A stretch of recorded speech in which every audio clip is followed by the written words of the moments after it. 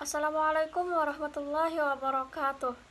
Perkenalkan, nama saya Hilma Rahmaniyah, NPM 2012-5103. Saya dari kelompok 2 dengan judul Keluarga dengan Anak Berkebutuhan Khusus. Baiklah, di sini saya akan menjelaskan pembahasan bagian A tentang karakteristik keluarga dengan anak berkebutuhan khusus.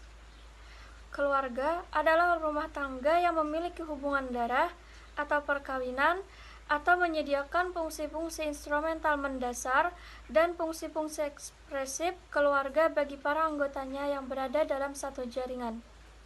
Anak berkebutuhan khusus adalah anak yang memiliki perbedaan, baik perbedaan interindividual maupun intraindividual yang signifikan, dan mengalami kesulitan dalam berinteraksi dengan lingkungannya, sehingga untuk mengembangkan potensinya dibutuhkan pendidikan dan pengajaran khusus. Berdasarkan pengertian di atas tadi, dapat disimpulkan bahwa keluarga dengan anak berkebutuhan khusus merupakan hubungan keluarga yang memiliki anggota yang berbeda dan memiliki kesulitan berinteraksi dengan lingkungannya.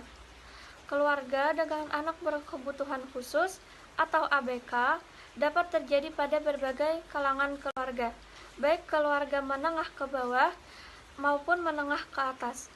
Kondisi setiap keluarga pun beragam. Berikut identifikasi keragaman keluarga yang penting untuk dipahami dalam menghadapi ABK. Yang pertama, anggota keluarga yang beragam. Kedua, perbedaan kebutuhan dan sumber daya setiap keluarga. Dan yang terakhir, yang ketiga, perspektif keluarga yang berbeda. Orang tua ABK sering menghadapi berbagai hambatan dan tantangan dan tanggung jawab yang berbeda. Pada umumnya, mereka harus lebih banyak mencurahkan waktu, tenaga, dan sumber daya lain dalam merawat perkembangan anak mereka. Orang tua anak-anak yang berkebutuhan khusus mengalami tekanan yang lebih besar dibandingkan orang tua anak yang tidak mengalami kelainan. Gangguan-gangguan yang disebabkan oleh suatu siklus kehidupan yang tidak pernah searah dapat memberikan tekanan tambahan. Pada umumnya, para profesional yang menangani anak-anak dengan kelainan mempunyai kisah yang luar biasa mengatasi tanggung jawab khusus, meskipun beberapa keluarga dapat mengatasinya dan terlihat kuat. Bismillahirrahmanirrahim. Nama Muhammad Ansari, NPM 2012-5160. B. Pengaruh disability pada keluarga. Keluarga merupakan suatu ikatan yang terjalin melalui ikatan yang erat, mulai dari seorang ayah ibu menikah, kemudian menjadi seorang anak, satu, dua, dan seterusnya. Namun dalam sebuah keluarga tidak dapat dipungkiri bahwa memiliki kemungkinan untuk memiliki salah satu anggota keluarga yang berkebutuhan khusus. Bisa dari faktor keturunan, juga bisa dari terkena dampak eksternal atau internal. Ketika masa kehamilan maupun proses kelahiran, salah satu anggota mengalami hal tersebut tentu akan berpengaruh terhadap keluarga yang lain. Yang pertama, depresi.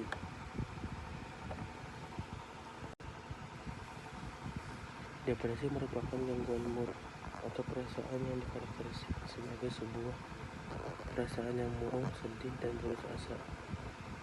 Bagi orang tua atau anak yang menderita gangguan autis, disabilitas khusus memiliki kemungkinan untuk mengalami episode depresi atau tingkatan ringan, sedang dan berat, akibat dari tekanan psikis atau yang dihadapi oleh orang tua selama proses membimbing dan mendidik anak.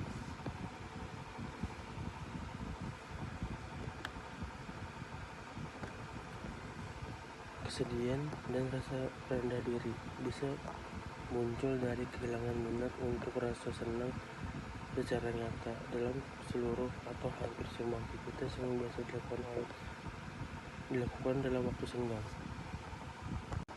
Yang keempat, gejala somatisasi merupakan suatu proses pemanfaatan tubuh untuk kepentingan psikologis atau untuk tujuan pribadi.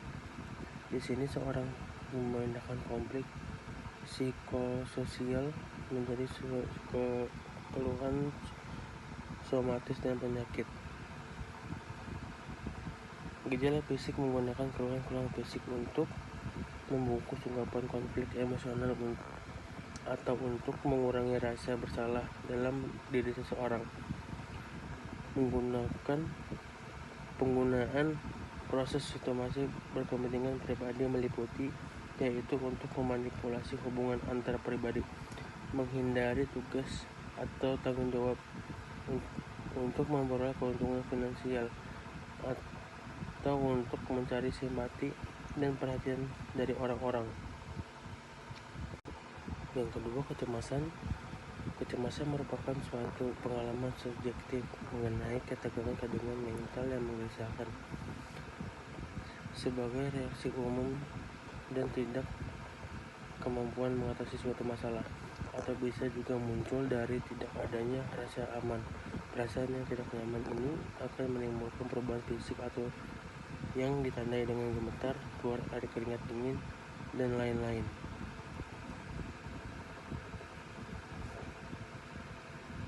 Keluarga yang memiliki anak kebutuhan khusus memiliki kemungkinan untuk merasa kecemasan jika anaknya mengalami masalah dengan lingkungan dan memberikan solusi terhadap anaknya. Yang keempat, stres. Stres merupakan keadaan yang tuntunan yang melebihi kemampuan dari sumber daya adaptif individu untuk mengatasi, sehingga tuntunan dan keadaan tersebut menimbulkan ketegangan baik secara fisik maupun psikis. Stres dapat juga didefinisikan sebagai keseluruhan proses yang meliputi stimulasi kejadian peristiwa dan respon interpretasi individu yang menyebabkan timbulnya ketegangan dan di luar kemampuan individu untuk mengatasinya. Dari definisi di atas dilihat bahwa stres mencakup dua hal yang saling berkaitan, yaitu stimulasi peristiwa, kondisi yang menimbulkan ketegangan yang biasa disebut sebagai stresor, dan kedua merupakan stresor individu. Sekian, terima kasih. Assalamualaikum warahmatullahi wabarakatuh. Nama Nurul Ainia, NPM 20 125174. Di sini saya akan menjelaskan tentang respon keluarga terhadap disability. Jumlah anak disabilitas di Indonesia tidak sedikit. Harus diperhatikan bersama, terutama orang lingkungan terdekat, baik orang tua dan juga keluarga besar. Tidak semua orang tua menerima dengan tulus akan anak disabilitas, dan juga tidak memberikan kasih sayang seutuhnya layaknya anak normal lainnya. Orang tua menganggap anak dengan disabilitas merupakan aib bagi keluarganya. Begitu juga banyak stigma negatif bahwa anak disabilitas tersebut hanya dapat menunggu bantuan saja dan tidak dapat melakukan aktivitasnya sendiri. Berbagai emosi dan reaksi orang tua dengan kehadiran anak yang cacat menurut model Cunningham, Model of Physique Crisis, menurut Yayasan Pendidikan Anak Cacat tahun 2014, mengalami beberapa tahapan, yaitu pertama ada fase terkejut. Pada tahap ini timbul perasaan tragedi, orang tua panik, sedih karena melahirkan anak yang cacat. Reaksi anggota keluarga lain makin menambah perasaan ini. Pada umumnya, orang tua merasa mereka lain dari orang tua lainnya, merasa terkucilkan. Pada tahap ini timbul perasaan bingung, mengingkari, irasional, bahkan perasaan jadi tumpul. Pada tahap ini sikap ketakutan pada orang tua sangat muncul karena mereka merasa tidak sanggup mengurus anak dengan disabilitas.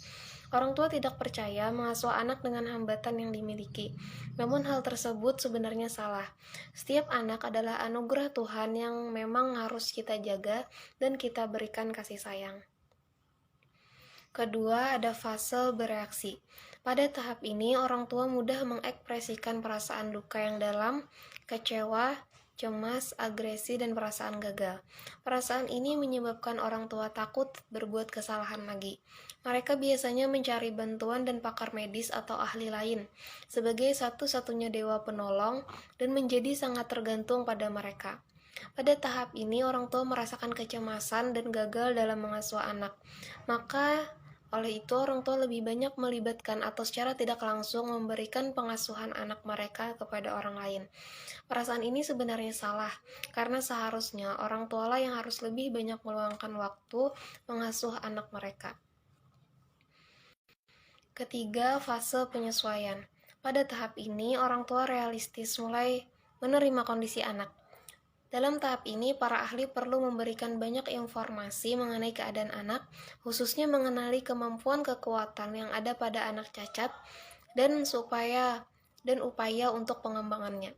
Tahap ini orang tua mulai berani menerima anak, mencari dan mengembangkan potensi yang ada dalam diri anak, mencari informasi terkait dengan pengasuhan anak dengan disabilitas. Keempat, fase orientasi. Fase ini orang tua mulai mengorganisasikan pikiran dan perasaannya sendiri, berupaya mencari bantuan yang terarah dan sistematis, dan melaksanakan program yang disarankan, serta membuat rencana masa depan bagi anak cacatnya. Tahap ini orang tua mulai berusaha mencari dan memfasilitasi perkembangan anak, misalnya dalam pendidikan mulai dimasukkan ke sekolah luar biasa atau SLB. Orang tua juga mulai mendengar saran, misalnya dari lingkungan terdekat orang tua terkait dengan pengasuhan yang baik kepada anak dengan disabilitas. Assalamualaikum warahmatullahi wabarakatuh. Perkenalkan, nama saya Sadia dengan nomor MPM 20.12.5191. Baiklah, di sini saya ingin menjelaskan yang bagian D, yaitu peran keluarga bagi pendidikan anak berkebutuhan khusus. Keluarga merupakan lingkungan yang paling dekat dengan anak, terutama orang tua mempunyai kewajiban untuk memberikan kasih sayang kepada anak sepenuhnya. Tentunya keluarga sangat berpengaruh besar terhadap pengasuhan anak, khususnya anak dengan disabilitas ya. Dan orang tua mempunyai kewajiban untuk mengasuh anak, mendampingi dan memberikan hak anak-anak. Nah, kemudian adapun fungsi pokok keluarga menurut Allender tahun 1998 adalah sebagai berikut. Yang pertama, affection, yaitu artinya afeksi. Fungsi affection yang dilakukan keluarga diantaranya dengan menciptakan suasana persaudaraan atau menjaga perasaan, mengembangkan kehidupan seksual dan kebutuhan seksual, serta menambah anggota keluarga baru. Adapun yang kedua yaitu security and acceptance, yaitu keamanan dan penerimaan. Di dalam keluarga, fungsi keamanan dan penerimaan juga dibutuhkan. Adapun yang ketiga, identity and satisfaction, yaitu identitas dan memuaskan ya.